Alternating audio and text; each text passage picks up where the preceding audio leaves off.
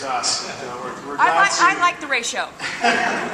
We're thrilled to be able to give a technology update for our industry, and it was a spectacular year for our world. The thing about our world that changed this year is that our world actually did get much smaller. And it got much smaller because of the amazing adoption of mobile technology. Mobile technology has hit an inflection point. It is at an inflection point where more mobile devices are now being shipped than PCs. And within 2 years, it's estimated there will be more activity on mobile than on any other form of the internet. So this is a huge sea change. And mobile, one good example of this mobile adoption was with the iPad. So, the iPod, when it came out, well, that was a phenomenally successful device. Everybody got one. When the iPhone came out, it was even more successful. When the iPad came out, within 3 quarters, it had left all of its siblings in the dust. People love these devices. And mobile technology is the fastest growing technology ever observed. Faster than mainframes in their first 10 years, faster than the adoption of internet, faster than the adoption of PCs. It's estimated that by the end of the decade, there will be 10 billion mobile devices in use around the world. 10 billion. And they come in all types of different forms. The tablets, the phones, even you'll be surprised what will be connected to mobile. It might even be a refrigerator. So what does that mean for our industry? Well, it means that our target customer, right? It's an affluent customer. It's an on-the-go customer. Our target customer is always connected. Which of your customers don't have a smartphone by this stage? They all do. That's the number one way that they're doing their business and communicating with each other and using lots and lots of apps. So, what does that mean for us? Well, we need to think about how we are communicating with that customer. Are we doing a great job of communicating with our customers who are mobile enabled? We've entered an age of mobile computing. What this means is that there are a rich variety of applications available to our customers, and as of now, almost 2/3 of the time that people are spending on mobile is actually not spent talking on the phone or even checking their email. It's spent doing all these new activities, all these new applications that have become available, and maps, games, and social networking. That's what people are spending their time on their mobile devices. And when you have new technology in the hands of consumers like this, rapid changes can occur. And so I thought we would take a quick look at some of the rapid changes that are happening out there today. And the first one is an application related to the use of GPS. And it's something that we can all relate to.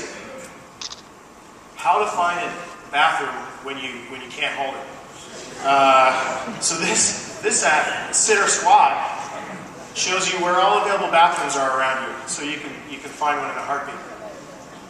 Of course, TripIt, turning to travel, has been wildly successful and helps people organize their itineraries on the go within their iPhone. Here's a disruptor that's even closer to our space, Zipcar.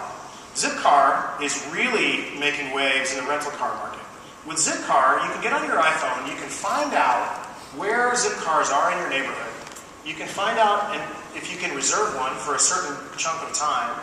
You can reserve it on your iPhone, and when you get to the car, you can use your iPhone to unlock the car and use it. This is serious innovation. This is seriously disruptive innovation. Taxis, Cabulous, very interesting app, came out within the past year. So if you go to Cabulous and you get on your desktop or your mobile, you can see all the cabs in your area that have an app turned on, and you can hail one of those cabs right from your phone. You can say, hey cab, I want you to come over and pick me up. Here's my phone. Why don't you stop by? And it's been very, very successful.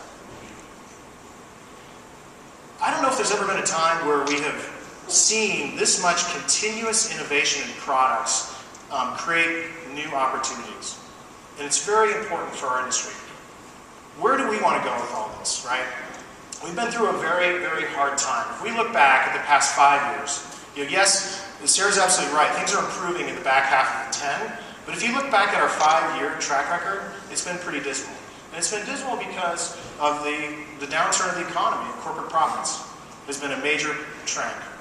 But there's a warning here as well. If you look forward at the next 5 years, industry analysts are only predicting that our industry is going to grow by 2% per year. So while corporate profits have returned, why is our industry not returning at a greater pace? Let's take a little bit closer look at this. At 2% annual growth, we are not growing a lot off the bottom of this industry.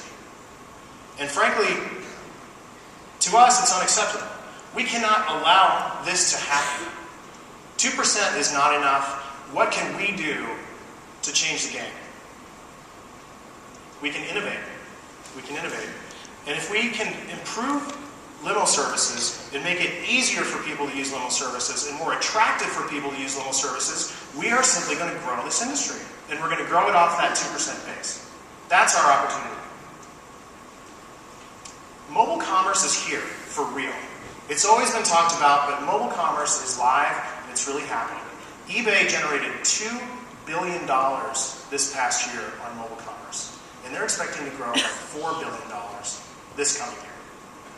That's real money. So mobile commerce is definitely happening.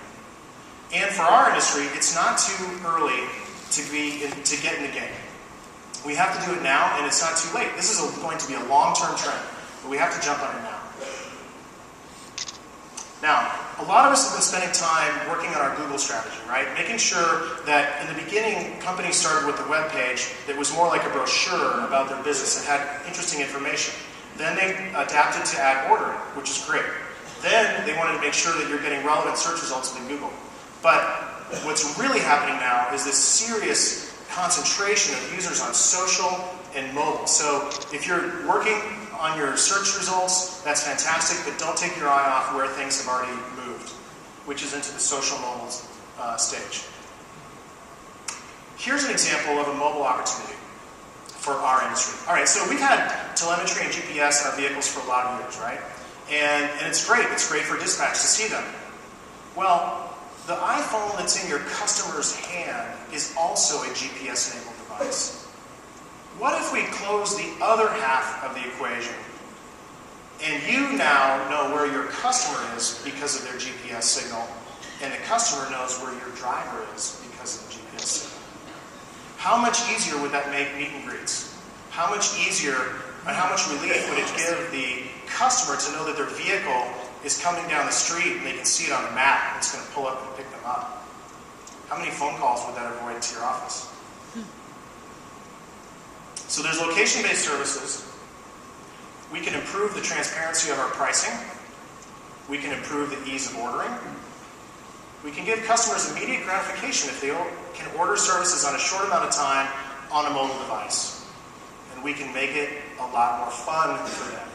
People love to do fun things in these mobile devices. Games are huge, but limos should be an enjoyable, luxurious way to travel. Let's put the fun back into it.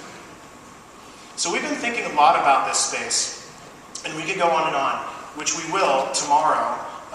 We have a limos.com roadshow at 5 o'clock. It's in Champagne Room number 1, and we will be having some champagne there. So we would love to have you stop by, and we will be introducing our mobile strategy and what we've been working on in the mobile space to hopefully do something that can help your business in the very near term get mobile. Thank you very much.